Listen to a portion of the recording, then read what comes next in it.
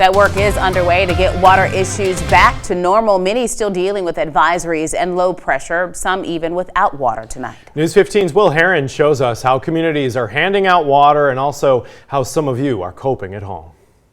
Well, the snow has come and gone, and the majority of people I've spoken with said that it was fun to have the white stuff around, but they're ready to get back to the normal grind and the regular temperatures. Well, for communities like Scott and Youngsville, getting back to normal means getting the water flowing again, getting the water pressure back up, and also being able to avoid some of these water boils. Oh, just the best thing ever, because I didn't buy enough, and I'm out with the boil water advisory. Oh, geez. Scott is always so good about doing these things for us. I spoke with the mayor of Scott, Jan Scott Richard, about what are some of the issues his residents are facing and what needs to take place in order to get back on track. We're still under a boil advisory. We'll probably be under a boil advisory probably through Sunday. Looks like we'll be able to, the pressure on the system looks like it has risen, which is going to allow us to submit samples. That probably won't happen until tomorrow. And then that's a 24-hour window that they have to let it sit before they can actually release the results. So we're hoping to lift that boil advisory on Sunday, again, assuming everything remains the same. He wants people on the outskirts of the area as well to know they are welcomed. That is not just for City of Scott residents. We're encouraging anyone in the outlying areas of the northwestern portion of the parish to come on out as well and gather water, because North Water District is under some pretty stringent rules right now in regards to water or not even having water. Along with the drinkable water, the City of Scott is also providing water for toilets and other household needs. Yancy Landry, who has been helping with the water, had some tips for residents. They brought pots and pans, stuff like that. And the lids don't seal, so it wants to spill in their car.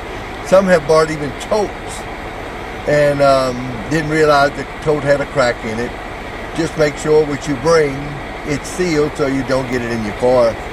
I spoke with one of those who came to get some of that water. Oh, it's great. Our water pressure is so low right now. We just need some water just for daily functions that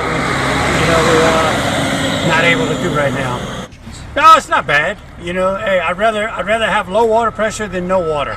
So I mean, we're good. We're just lucky to live in Scott, where they're doing this for us. And the people of Youngsville are also going through some of the same stresses Scott is dealing with. I spoke with some of them as well. I think this is the best thing they have ever done. People really need this kind of service, and I'm very proud of the city in which I live. That's the way a community is, and we have a great community here. The mayor of Youngsville has been paying attention to water failures and the efforts of the first responders helping out. This water is being distributed because our system is one of over 100 in the state that are currently on a boil water advisory. There's over 30 systems just here in Lafayette Parish. So what our team's doing is distributing bottled water and also potable water for any residents that have needs for it. We're starting to see it taper back a little bit. Stores are starting to open. The other benefit is, earlier in the weather event, we had no water.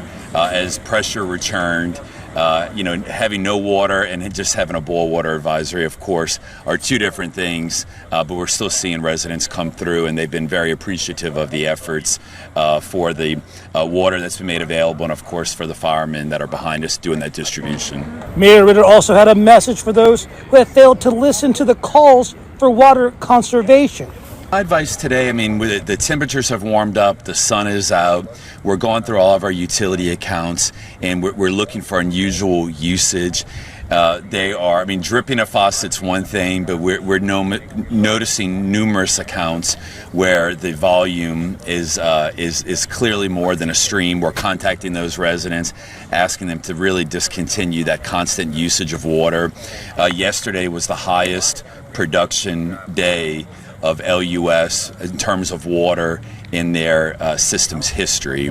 So it's clear that residents across the Lafayette utility systems have been utilizing more water than normal. It seems like the mayor's constituents are also ready for things to get back to normal.